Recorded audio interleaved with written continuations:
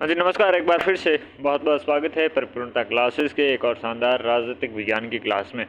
आज का हमारा जो विषयवार में जो बिंदु रहने वाला है लोकायुक्त हैं और लोकायुक्त के बारे में हम पढ़ने जा रहे हैं।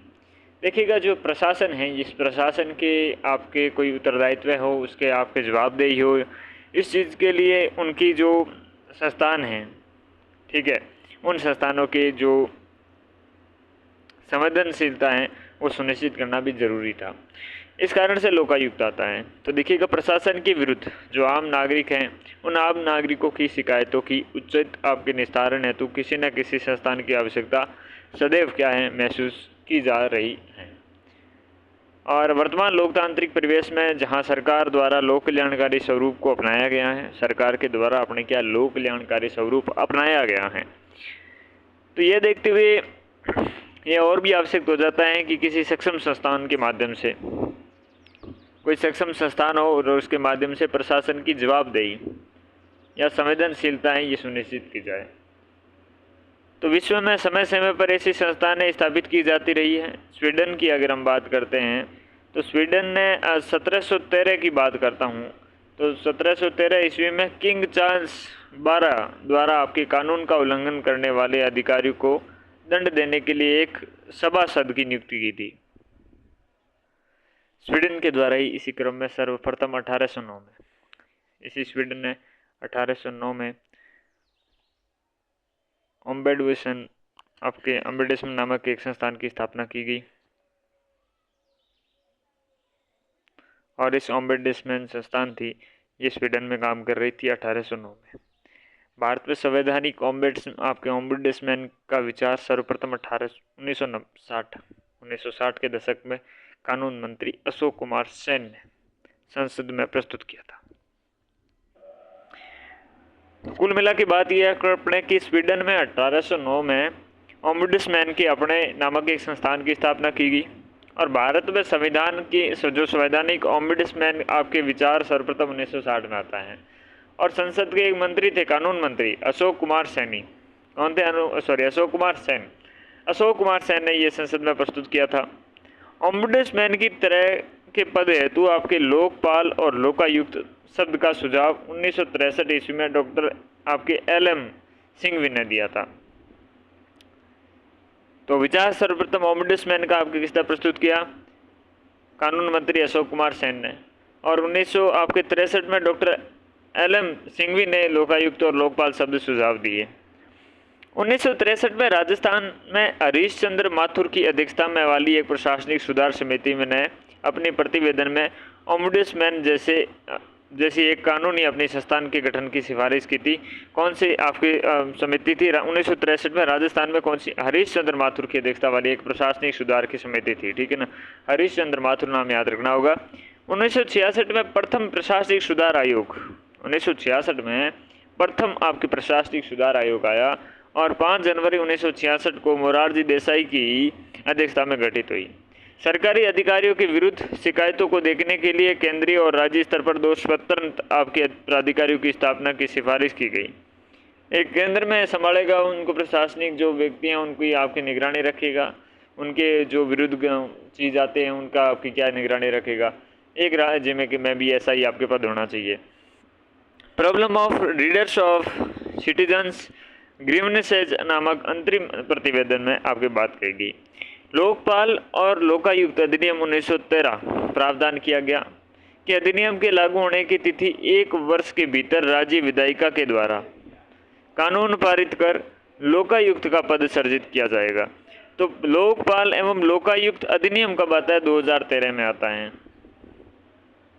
और प्रावधान किया गया कि अधिनियम लागू होने की तिथि से 1 वर्ष के भीतर राज्य विधायिका द्वारा कानून पारित करके लोकायुक्त हैं जो इसका पद सर्जित करे जाएगा। परंतु इससे पूर्व भी कई राज्यों ने अपने राज्य में लोकायुक्त नियुक्त कर रखे थे। केंद्रीय स्तर पर लोकपाल और लोकायुक्त अधिनियम 2013 1 जनवरी 2014 को राष्ट्रपति द्वारा स्वीकृति प्राप्त हुई और 16 जनवरी आपके 2014 को आपके अधिनियम लागू होता है। राष्ट्रपति की अनुमति 1 जनवरी 2014 को प्राप्त हो जाती है और साथ में 16 जनवरी 2014 को आपके अधिनियम लागू हो जाता है। सर्वप्रथम लोकायुक्त आपके 1971 में महाराष्ट्र में हुआ था, ठीक है, परंतु देखिएगा इसके लिए अधिनियम सर्वप्रथम कौन लाता है? उड़ीसा लाता है। तो सर्वप्रथम लोकायुक्त का गठन अपने 1971 में महाराष्ट्र के द्वारा किया जाता है, परंतु अधिनियम सर्वप्रथम कहाँ से? उड़ीसा में लाया जाता है, 1970 में पारित होता है। उड़ीसा में पारित यह अधिनियम 1983 में, क्या 1983 में लागू हुआ था। तो सर्वप्रथम लोकायुक्त का गठन 1971 में महाराष्ट्र में होता है। अधिनियम की बात करें तो सर्वप्रथम 1970 में उड़ीसा में लाया जाता है और ये पारित अधिनियम कब होता है? 1983 में जाकर होता है। पारित तो हो जाएगा 70 और लागू कब होगा? 1983 में। 2013 तक अपने 21 राज्यों और एक संघ शासित प्रदेश जिसमें दिल्ली शामिल है अपने यहाँ लोकायुक्त की आपकी स्थापना कर चुके थे। राजस्थान में जन अभियोग की देखभाल हेतु जन अभियोग निराकरण विभाग विद्यमान था, किंतु सरकार के इस तंत्र के किसी ऐसी संस्थान का प्रावधान नहीं था जिसके द्वारा मंत्रियों, सचिवों और लोक सेवकों के विरुद्ध पद के आपके दुरुपयोग, भ्रष्टाचार और निष्क्रियता की शिकायतों की जांच और अन्वेषण की जाए। इस उद्देश्य से राजस्थान में वर्ष 1973 में राजस्थान लोकायुक्त, उप लोकायुक्त और अध्यादेश पारित किया गया। 1973 में राजस्थान लोकायुक्त और उप लोकायुक्त अध्यादेश जारी किया गया जो 3 जनवरी 1973 को राजस्थान में आपके प्रभावी हुआ। 23 मार्च 1973 को राष्ट्रपति की अनुमति प्राप्त हुई तथा राजस्थान राजपत्र में 27 मार्च 1973 को प्रकाशित हुआ। तो इन चीज़ों के उद्देश्य से लेकर आपकी शिकायतें और अन्वेषण किया जाए, इन उद्देश्यों के लिए राजस्थान में वर्ष 1973 में राजस्थान लोकायुक्त तथा उप लोकायुक्त अध्यादेश पारित किया गया जो 3 फरवरी 1973 को राजस्थान में प्रभावी हुआ। 26 मार्च 1973 में राष्ट्रपति से अनुमति प्राप्त हुई और राजस्थान राजपत्र में दिनांक 23 मार्च 1973 को प्रकाशित हुआ। यह अधिनियम के अपने क्या है भाई साहब? ये अधिनियम के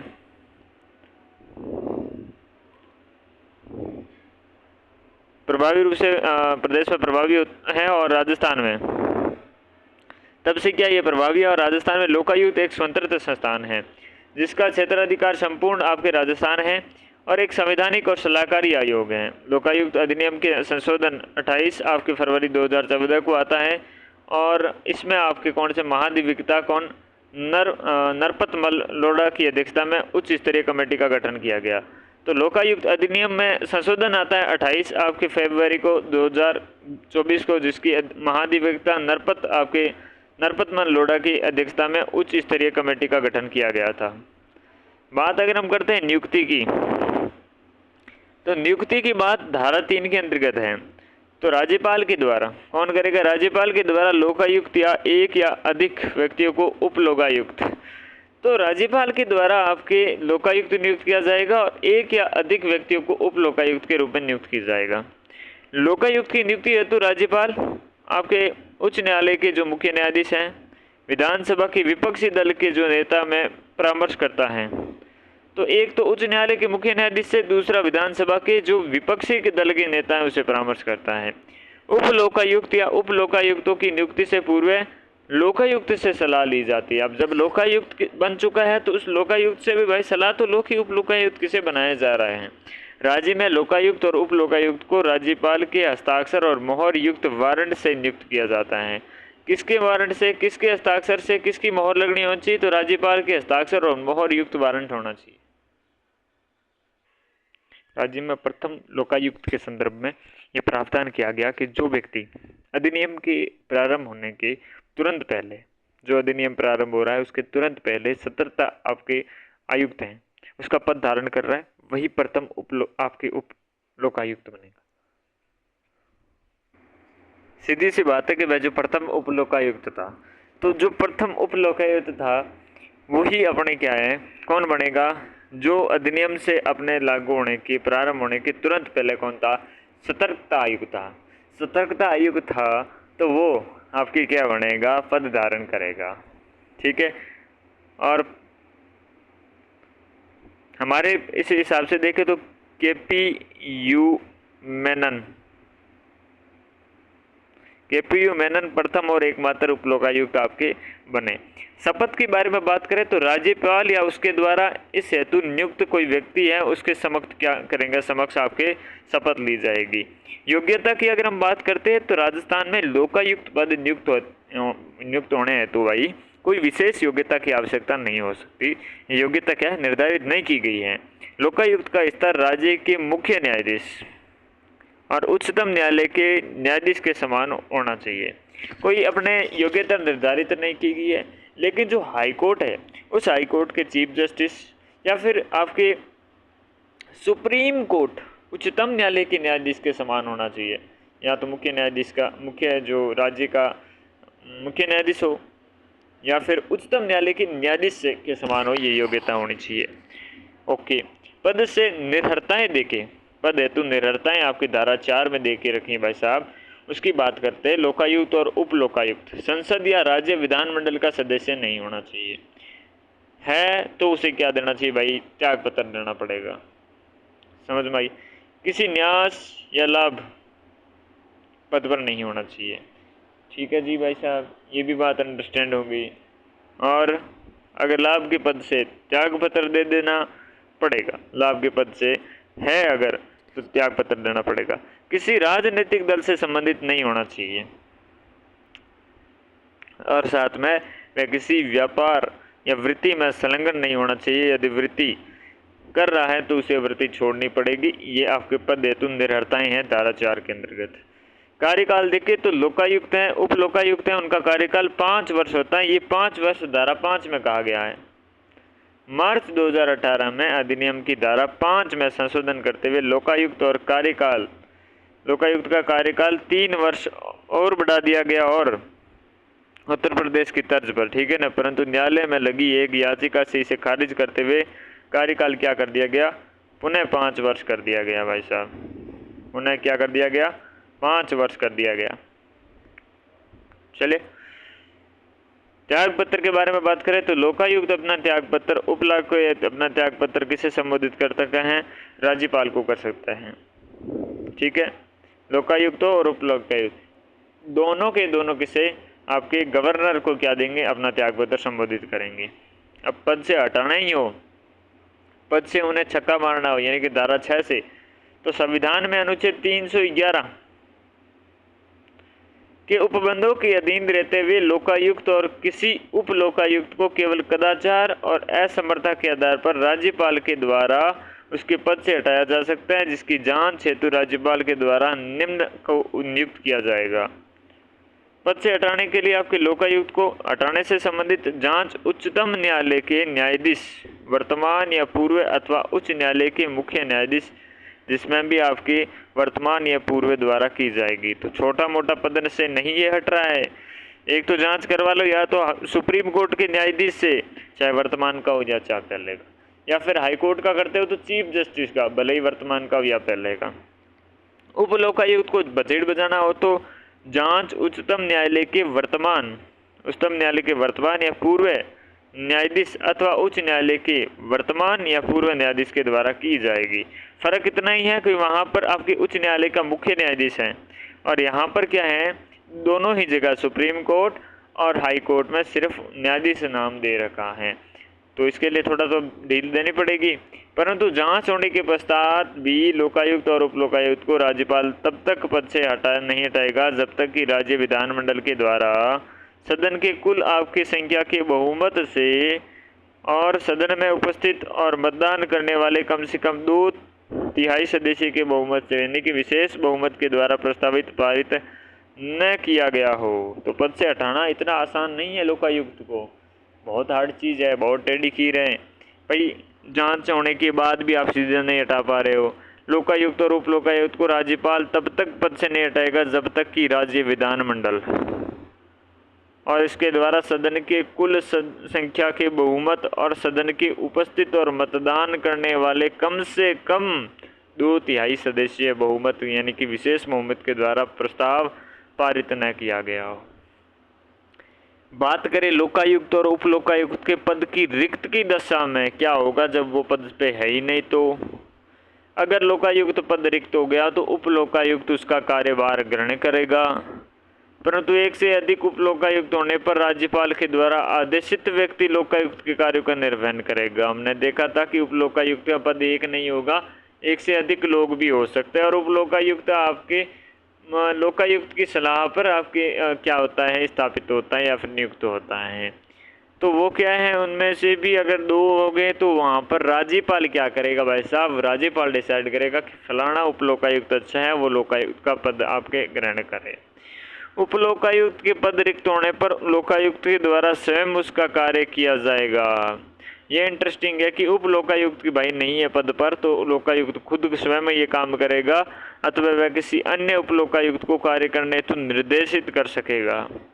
लोकायुक्त व उप लोकायुक्त दोनों पद रिक्त होने की दशा में क्या होगा कि राज्यपाल के अनुरोध पर राजस्थान के जो उच्च न्यायालय के मुख्य न्यायाधीश है उनके द्वारा नामित उच्च न्यायालय का कोई न्यायाधीश लोकायुक्त के पद का ग्रहण करेगा। तो कुल मिला के बात है, चंदू बंधु नाम तो बंदा यहाँ पर लोकायुक्त बनेगा ही नहीं।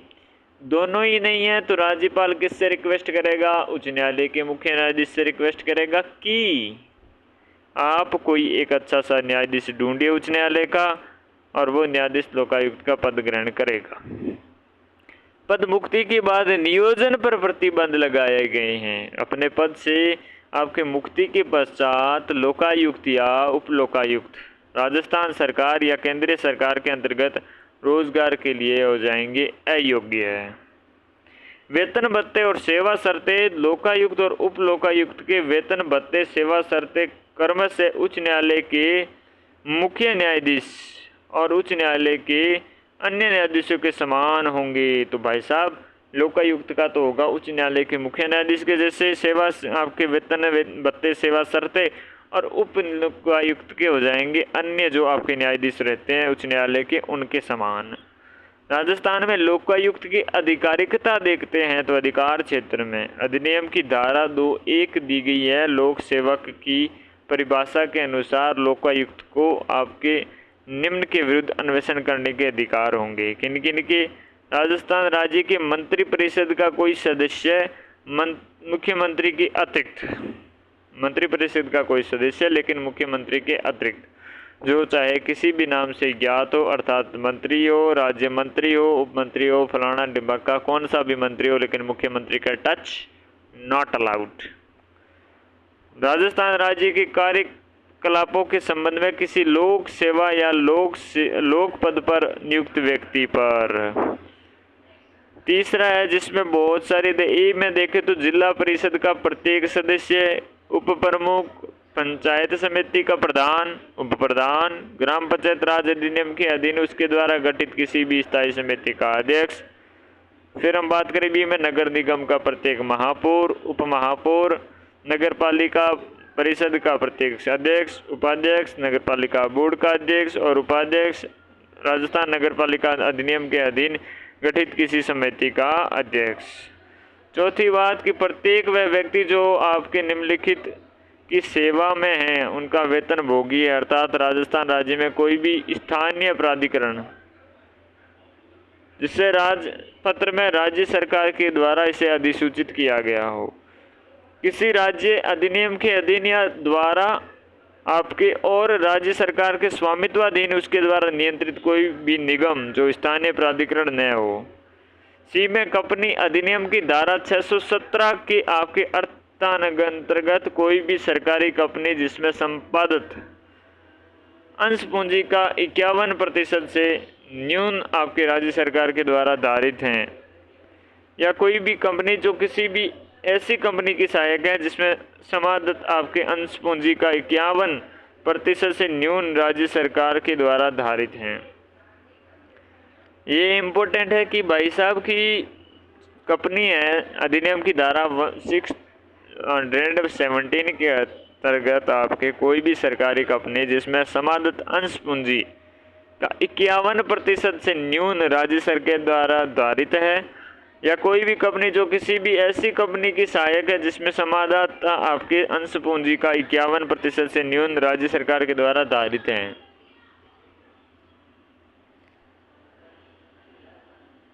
राजस्थान सोसाइटी रजिस्ट्री करण अधिनियम के अधीन रजिस्ट्रीकृत कोई भी सोसाइटी जो राज्य सरकार के नियंत्रण के अधीन है, जिसे राजपत्र में उस सरकार के द्वारा नियमित अधिनियमित किया जाएगा। अधिकार क्षेत्र से बाहर की बारे में बात करें, उच्च न्यायालय के मुख्य न्यायाधीश और अन्य न्यायाधीश तथा संविधान के अनुच्छेद 236 के खंड ख में आपके परिभाषित न्यायिक सेवा का सदस्य भारत में किसी भी न्यायालय के अधिकारी अथवा कर्मचारी, मुख्यमंत्री जो राजस्थान के हैं, महालेखाकार जो राजस्थान के हैं, लोक सेवा आयोग के अध्यक्ष और सदस्य हो गए, मुख्य निर्वाचन आयुक्त और उनके आपके प्रादेशिक आयुक्त और मुख्य निर्वाचन आयुक्त के राजस्थान के, राजस्थान विधानसभा सचिवालय के अधिकारी और कर्मचारी, सेवानिवृत्त लोक सेवक, सरपंचों, पंचों, विधायकों के विरुद्ध भी शिकायत की जाती है, किंतु उनके विरुद्ध प्रसंज्ञान नहीं की जा सकती क्योंकि ये अधिकार क्षेत्र में नहीं है। देखा है सरपंचों का जो पौना सरपंच इसलिए तो इतना पावरफुल है। लोकायुक्त सचिवालय जयपुर आपके क्या कहते हैं, विवरणी के अनुसार केंद्र सरकार एवं केंद्रीय अधिनियम के अधीन निगमित निकाय के समस्त अधिकारी और कर्मचारी के विरुद्ध राजस्थान लोकायुक्त संस्थान में शिकायत नहीं की जा सकती। लोकायुक्त सचिवालय जयपुर की वितरणिका के अनुसार केंद्र सरकार और केंद्रीय अधिनियम के अधीन निगमित जो निकाय के समस्त अधिकारी है कर्मचारी के विरुद्ध राजस्थान लोकायुक्त संस्थान में शिकायत नहीं की जा सकती। हिमाचल प्रदेश, आंध्र प्रदेश, एमपी, गुजरात मुख्यमंत्री भी लोकायुक्त की परिधि में हैं। ठीक है जी। हिम आंध्र मध्य गुजरात परिवाद प्रस्तुत करने के संबंध में सामान्य दिशा निर्देश। शिकायत केवल राजस्थान राज्य लोक सेवा के विरुद्ध की जा सकती हैं। शिकायत केवल राजस्थान राज्य लोक सेवकों के विरुद्ध की जा सकती हैं। शिकायतकर्ता स्वयं लोक सेवक नहीं होना चाहिए। 5 वर्ष से अधिक पुराने मामलों की शिकायत नहीं कर सकते, परंतु लगातार चल रहे आ रहे कृत्य के लिए आप समय सीमा लागू नहीं होती है। व्यक्तिगत विवाद के मामलों में शिकायत नहीं की जा सकती। व्यक्तिगत द्वेष से प्रेरित कर कोई शिकायत प्रस्तुत नहीं की जा सकती। शिकायत के समर्थन में 10 रुपये के नॉन आपके जुडिशियल स्टाम्प पर शपथ पत्र के साथ प्रस्तुत किया जाना अनिवार्य है। एक से अधिक शिकायतकर्ता होने की स्थिति में एक शिकायत पत्र पर ही प्रस्तुत किया जाएगा। प्रतिवेदन की बात करते धारा आपके 12 सब 4 के अंतर्गत देखते हैं तो प्रतिवेदन लोकायुक्त के द्वारा प्रतिवर्ष अपना प्रतिवेदन राज्यपाल को प्रस्तुत किया जाता है, जिससे वह क्या है विधान पटल पर आपके विधानसभा पटल पर रखवाता है। लोकायुक्त की शक्तियां देखते हैं। अधिनियम की जो धारा 7 है, थल्ला for reason power is here. Lokayukta को निम्नलिखित मामलों पर मंत्री और लोक सेवकों के विरुद्ध आरोपों का अन्वेषण करने के अधिकार दिए गए हैं। लोक सेवकों के द्वारा किसी को अनुचित हानि या कष्ट पहुंचाने पर, लोक सेवकों के द्वारा किसी को अनुचित हानि या कष्ट पहुंचाने पर, अपने या अन्य किसी व्यक्ति के अवैध लाभ प्राप्त करने हेतु लोक सेवक के रूप में अपनी पदीय स्थिति का दुरुपयोग करने पर, अपने कृत्यों का निर्वहन करने में व्यक्तिगत हित से प्रेरित होने पर, लोक सेवक की हैसियत से भ्रष्टाचार या सच्चरित्र की कमी का दोषी होने पर धारा 7 के अंतर्गत लोकायुक्त आपका मंत्री और लोक सेवकों के विरुद्ध आरोप का अन्वेषण करने का अधिकारी हो जाता है। शिकायत की जांच के संबंध में लोकायुक्त सिविल प्रक्रिया संहिता 1908 के अंतर्गत सिविल न्यायालय की समस्त शक्तियां प्राप्त है। किसी व्यक्ति को समन भेजकर बुलाना और शपथ पर परीक्षण करना, किसी के दस्तावेज को प्रस्तुत करवाना, शपथ पत्रों पर साक्ष्य प्राप्त करना, किसी भी न्यायालय या कार्यालय से किसी लोक अभिलेख की प्रतिलिपि मांगना, आपके साक्ष्य और जो दस्तावेजों की जांच हेतु आपकी कमीशन है वो जारी करना, ये सारे काम वो कर सकता है। जांच और अन्वेषण की बात करें भाई साहब, तो यह सचिवालय दोषी लोक सेवक को दंड और निर्दोष को संरक्षण सिद्धांत का अनुसरण करता है। इसलिए प्रत्येक शिकायत या गहन परीक्षण कर आरोपी की सच्चाई तक पहुंचने का प्रयास किया जाता है।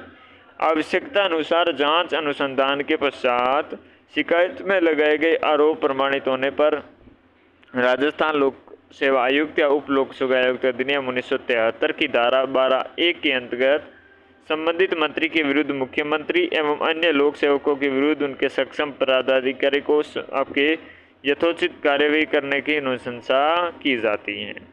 राजस्थान के लोकायुक्त और उप लोकायुक्त की कार्यवाही नियम 1974 में निम्न को आपके सक्षम अधिकारी माना गया है। आरोपी व्यक्ति हैं मंत्री या सचिव के मामले में तो सक्षम प्राधिकारी होगा मुख्यमंत्री। अगर आरोपी है अखिल भारतीय सेवाओं के सदस्य, विभागाध्यक्ष, राज्य सेवाओं की कार्मिक विभाग का आपके जो प्रभारी,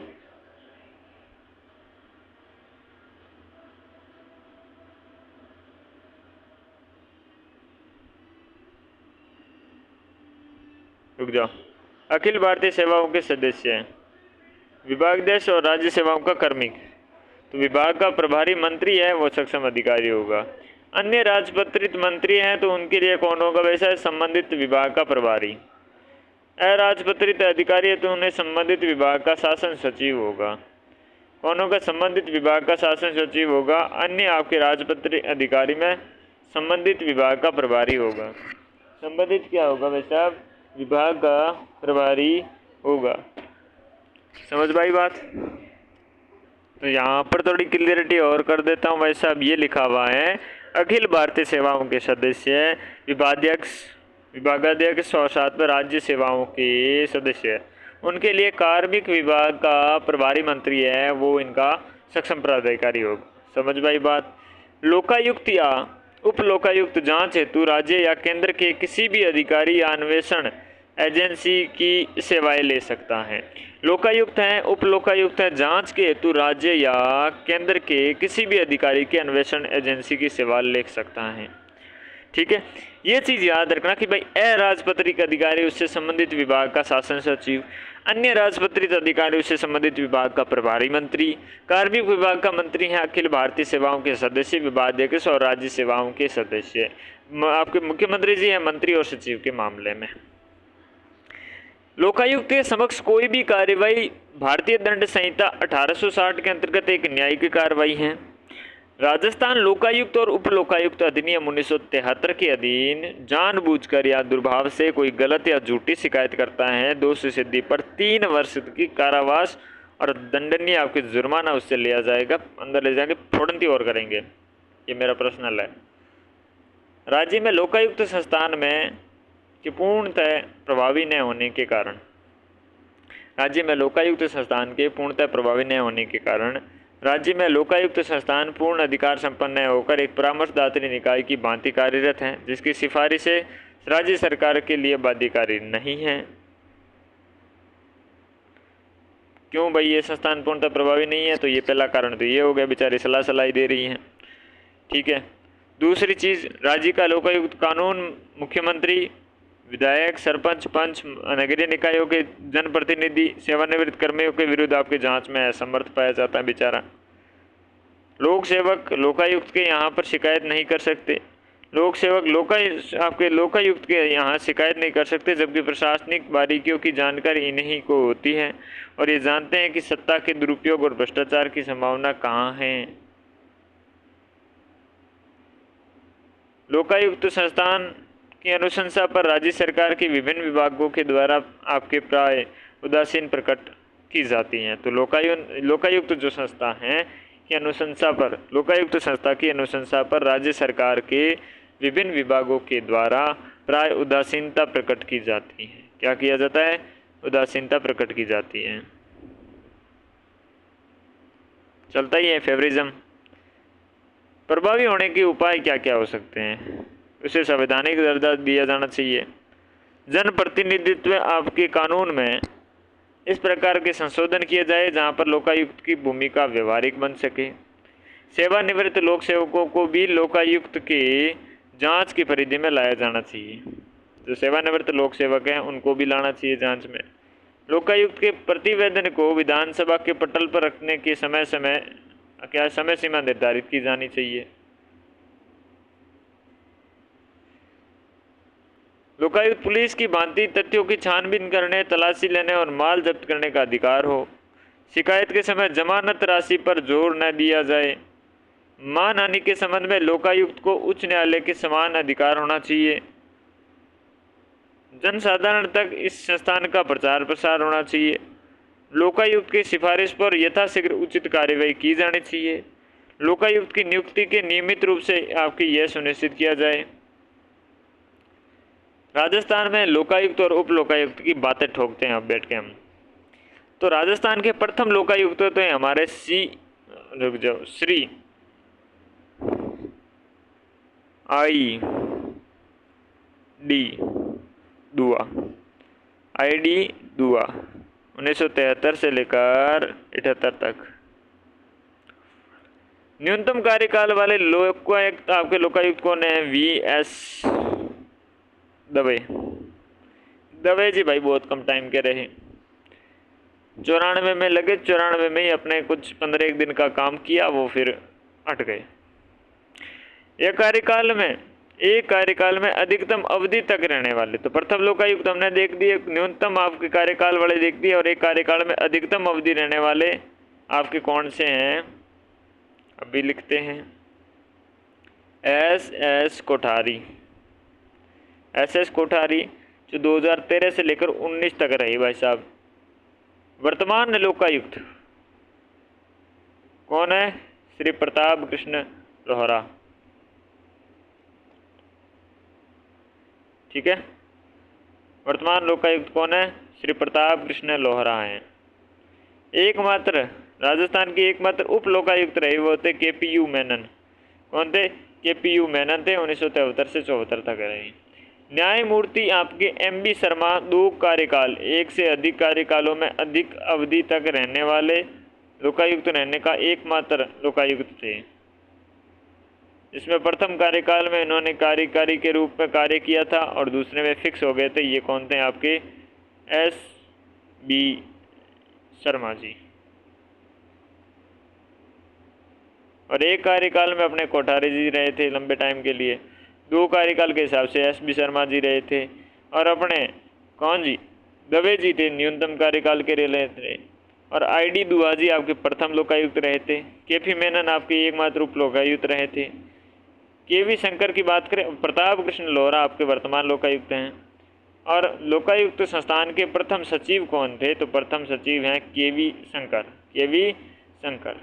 अब हम देखते हैं लोकायुक्त और उप लोकायुक्त के कार्यकाल। तो प्रथम रहे कौन से? पूर्व आपके न्यायाधीश और उच्चतम न्यायालय के रहे हुए हैं न्यायमूर्ति ID दुआ 1973 से लेकर आपके 78 तक। न्यायमूर्ति श्री DP गुप्ता जो पूर्व आपके मुख्य न्यायाधीश राजस्थान के उच्च न्यायालय के रहे थे, तो ये उच्च न्यायालय से हैं DP गुप्ता जी। उनके बाद आपके ML जोशी जी हैं जो पूरे कार्यवाहक मुख्य न्यायाधीश रहे उच्च न्यायालय के। फिर KS सिद्धू जी हैं जो आपके उच्च न्यायालय के न्यायाधीश। फिर आपके ML श्रीमाल जो सिक्किम उच्च न्यायालय के न्यायाधीश रहे। PD कुदाल ये भी उच्च न्यायालय के न्यायाधीश।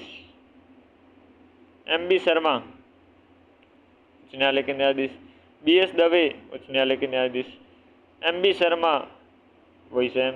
मिलाप चंद्र जैन दिल्ली के उच्च न्यायालय के न्यायाधीश। GL गुप्ता, MS कोठारी एक ही टर्म में बहुत लंबे टाइम तक रहे, और वर्तमान है आपके 13वें नंबर पे प्रताप कृष्ण लोहरा। समझे? धन हमारा टॉपिक लोकायुक्त वाला हमने कर दिया है कंप्लीट। फंडा क्लियर? यह था हमारा टॉपिक। इस कक्षा में महज इतना ही पढ़ेंगे। अगली कक्षा में जो भी इम्पोर्टेंट टॉपिक होगा वो लेके आ जाएंगे, लेकिन वर्तमान में अगली कक्षा में मिलते हैं। तब तक के लिए लोकायुक्त की तरफ से नमस्कार।